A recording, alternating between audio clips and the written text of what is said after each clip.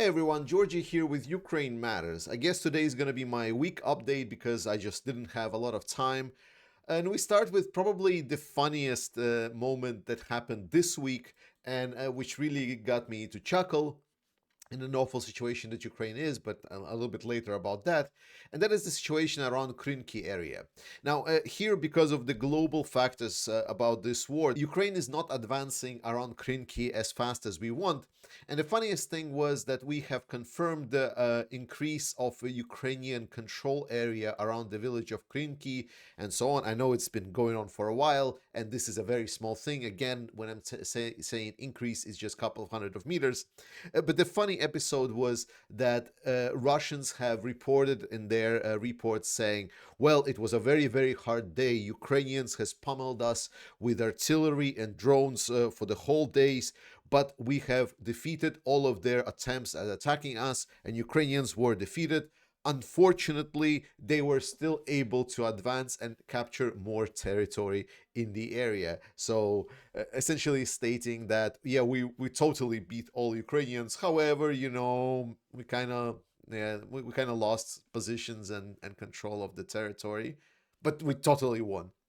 That's that's kind of the funny part. And again, globally speaking, the issue that Ukraine is facing, before I move to the other directions, an absolute global problem for Ukraine right now is that there is a big lull of deliveries of equipment for Ukraine in comparison to what Russia is doing. About a month or so ago, I was talking about that Russia right now sees that indecisiveness or situational delays in deliveries to Ukraine of weapons and armaments.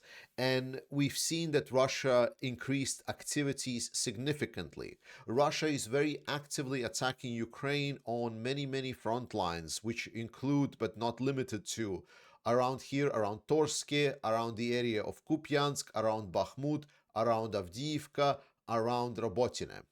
And at that moment, my like a month ago, and so my theory was that Ukraine is understanding that Russia is attacking, so they're going in full blown defense, and that was true. And the second part was that Russia was aiming that because there is this lull of deliveries of weapons, Russia is calculating that Ukraine does not have access to as much renewable supply as it had before. This is not being helped by the fact that on the western part of Ukraine, on the Lithuanian Polish border, Ukrainian Polish border, there are truckers that are protesting. They're protesting because there was significant unfairness on Ukrainian border control points with regards to them. It's a very, very difficult story to read. It's a very complicated, but the point is that while these truckers, they're not blockading official deliveries of weapons. A lot of crowdsourced help that goes to Ukraine, like that is not officially registered or doesn't have the access to the fast corridors of international aid, then that is being delayed. And right now, on the border with Poland, a lot of help to both Ukraine and Ukrainian soldiers is being delayed by Polish drivers. Moreover, we know that after Slovakia, elections were won by the pro-Russian government. Now Slovakia is pretty much hostile to Ukraine, and Hungary also. So right now it is not completely clear if there are any ability to get even official recognized deliveries to Ukraine, but there is also there is not a proper ability to freely get the needed supplies to Ukraine through the Slovak and the Hungarian border. Really, really not cool, guys. Fuck your governments very, very much. But Russia is not blind. They're seeing it and they're stating, okay, yeah, we don't really have a lot of resources. Our resources are not endless. But Ukraine is also dependent very much on the support from the allies. That's why, if the allies are, for whatever reason there is, again, some people are making conspiracies that it's being done on purpose. That is not true. It is not true for sure. I have talked with people that are actually dealing with this thing, and most of it is an unwilling delays. But whatever the reason, right now Russia is seeing that Ukraine cannot get these weapons and ammunition supplied as fast as possible. So this causes problems for Ukrainians at the front lines. Ukrainians are quite literally running out of ammunition at certain parts of the front lines because Russia is seeing that.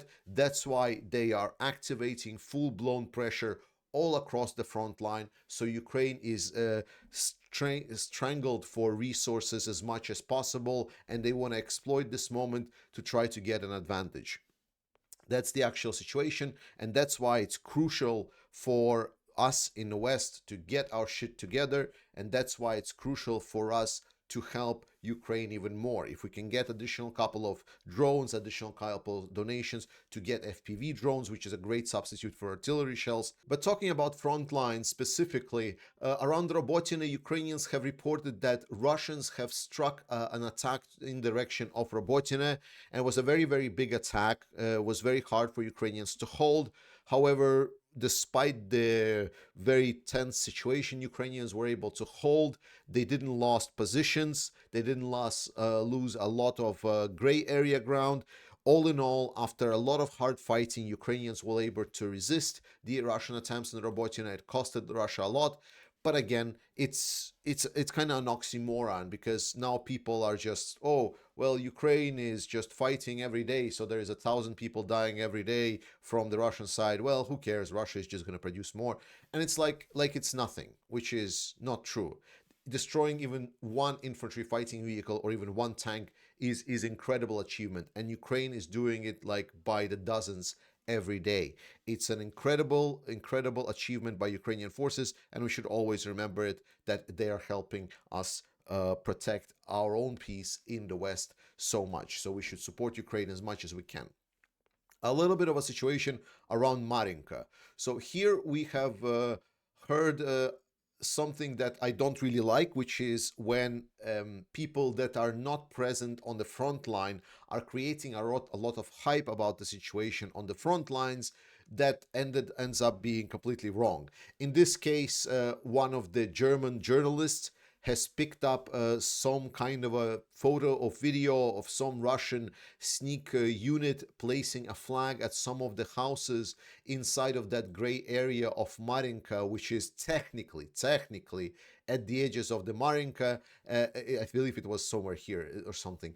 And then it was over-reported, and then it was said, well, Russians already captured Marinka, that's it, this direction is lost, which is absolute nonsense, because a couple of days have passed and instantly we have heard that actually Russians have captured jack shit, that it was just one kind of a little bit of a unit that was able to make it into the gray area, like to the edges of gray area, post their flag, take a picture and get the hell out. And since then, nothing changed. We need to remember that Marinka, and for Russians to take over 1.5 kilometers of Marinka, it took them over a year. Now, Russian reporters, the Russian Telegram reporters, Z reporters, they are stating, well, thank you so much for being so hyped about Marinka, but please hold your fucking horses, because actually we still have at least for a whole kilometer to go through these ruins of this ex-city, because Marinka doesn't exist. Let's be very, very clear. It doesn't exist. It's ruins. There is nothing there. But they are still stating that there is still a kilometer to go. So if Russia took over a year to get past 1.5 kilometers of Marinka, and there is still a kilometer to go, that's not really painting a very encouraging picture compared to when some kind of a journalist from the Germany just sees this, or says, oh, well, the war is now going this way because I saw what's happening on the front line. It's not true. It just underlines that right now media, especially in the Western media, they are starved for some kind of attention, for clicks, and they are trying to milk every single negative story to try to get your negative emotions to be mad or angry or sad, and make you click on their articles to see their profit number go up. Don't fall for it. Filter the information you're getting. Whenever you see some kind of a hype news story about Russia being absolutely dominating Ukraine, or Ukraine is now being pushed to negotiate with Russia, or any other crap. Just give it a couple of days. Google that story in a couple of days, and I'm pretty sure you will hear a lot more reflective commentary on it that makes the perception of that story a lot more clearer. Avdiivka direction. Here again, another funny story is what Russian correspondents. About 2 weeks ago or so, this area over here was absolutely celebrated by Russian couch sitting, pro-Russian couch sitting YouTubers or like a Telegram bloggers or whatnot. They were like, "Yeah, we finally captured this area over here, which is like a was a very big Ukrainian stronghold. Yeah, we couldn't capture it since 2014. It was such an important area." And then a couple of weeks now have passed. Capturing of this area did little to nothing for Russians. They are still being bombarded in the area. And now the bloggers are now saying, well, we kind of did capture it, but did we actually gain something? Because let's be very, very clear. There are a couple of ways to capture a city. One way is to try to go through it, and then the other way is to try to encircle it. Correct way for Russians, what they were planning to do and they were doing for a very long time is try to encircle the city, right? We talked about this, that the ultimate goal is to get Arlivka.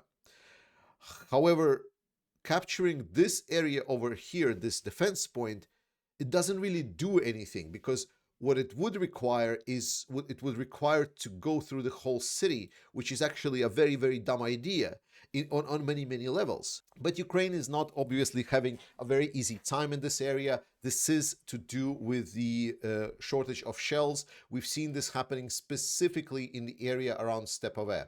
You see that right now there are like these couple of salients that appeared right next to the village. They are kind of taking the village in a little bit of a from the north and from the south.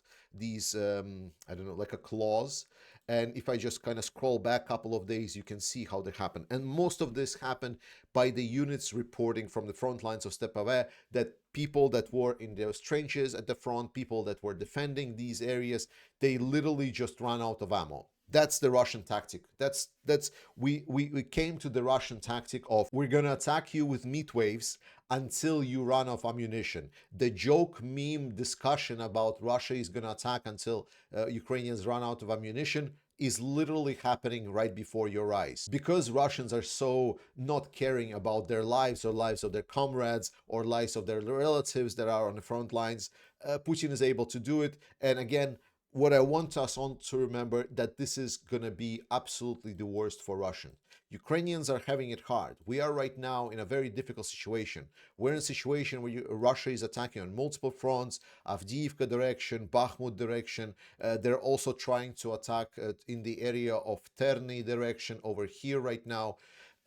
All of these things are happening from the Russian side. They are having certain success in mostly gray areas or a couple of 100 meters and so on.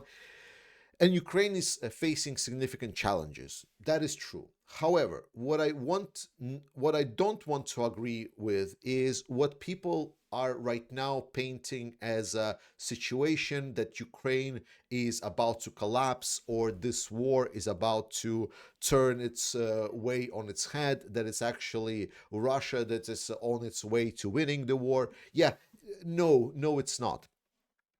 We remember like a year ago, Ukraine and receiving infantry fighting vehicles, receiving planes, receiving tanks was not even on the table. It was not even like considered that Ukraine will get any of these things, crucial things for Ukrainian army. It was not even clear how Ukraine will get even weapons. It was not clear if Ukraine will even have shells because they didn't have a lot of 155 millimeter artillery or modern tanks, NATO tanks. So Ukraine was mostly using Soviet weapons, and the Soviet calibers are not the same as NATO calibers. Point is that we are running in this weird circles where now we are a year later, Ukraine is significantly boosting up its capabilities. It's having a lot of ability now to execute a lot of firepower. It's just right now there is a little bit of a delay. There is like a lot of down forces that are playing and kind of culminating in a very unfavorable situation for Ukrainians, unfortunately. However, we also see how it's getting resolved. European Union says we cannot produce 1 million shells for Ukraine until the spring of next year. That's very good. We are acknowledging that we're not there. And what we see happening, we see European powers discussing and saying, if Europe cannot produce these shells, we should talk with the third countries to make sure that shell production is increased also from the third countries. So we invest not only in the European Union, we invest also in our neighbors and allies. And then we supply Ukraine with the weapons even produced in some other countries. Germany, Denmark, Norway, Finland, other countries all talking and also increasing support for Ukraine in their individual budgets. Absolutely amazing. So there is movement in European Union to move from just monetary help from Ukraine to the military help. US, after a long consideration that there needs to be a help sent for Ukraine, and it was being kind of like just ousted from the political discussion, even now the Speaker Johnson has already again stated that there should be a vote for the help for Ukraine. They're haggling about it, but that's how democracies work. Unfortunately, that's how democracies work. So I am absolutely confident that help from US will come as well to Ukraine. That is not really a question. Moreover, we're seeing that when you actually don't listen to the news headlines that are trying to milk you for that negativity, when you start listening to the actual professionals in the field, the people that are working in specific selected committees, that are working on specific procurement procedures for certain categories of weapons and equipment to Ukraine, they're stating, we're having certain bureaucratic troubles, but we're seeing a significant improvement for a lot of things, for the way that things are getting important to Ukraine, for the ways how, for example, drone component production is now being slowly but surely considered to be produced in Europe or US or other countries, to not be completely dependent on China. When you listen to these committee members, they're talking about general support for Ukraine and how it can be done additionally through other packages. There is a talks about the potential for additional Ukraine help through the additional investment into own economies, like countries saying, we're not just going to send help to Ukraine, we're going to invest in ourselves, and we're going to send even more help to Ukraine that way. How Ukrainian production is now being boosted by companies coming in Ukraine. Point is, a year ago, there was an unclear and unspecified way for how Ukraine can go forward, and yet there was some kind of optimism in the air. Right now, there's a lot of vultures that are flying around these hot media topics that are making you feel really, really insecure and bad, and just picking on you for that. Getting your clicks, making sure that their profit line goes up because you clicked on it and you feel really bad now. However, when in reality, we're seeing a lot of actual work being done by people on the front lines and by the people that are really working in specified committees. Our goal as people that are supporting Ukraine is first and foremost continue doing the small political pressure that we can to write to our direct representatives, and more importantly, provide support. If you are from Poland, if you are from Slovakia, if you are from Hungary, consider going to the border, showing some support for the Ukrainians stuck at the border. Just, I don't know, maybe deliver some cookies with the saying, thank you, Poland is still with us, or Slovakia or Hungary. That is very, very important for Ukrainians right now, because we are right now in a morally negative situation. Because when you kind of exclude the morals a little bit, the actual facts on the ground are not as bad as it seems. Thank you so much for watching this. I love you all, guys. Slava Ukraini. Stay tuned, and I'll see you next time.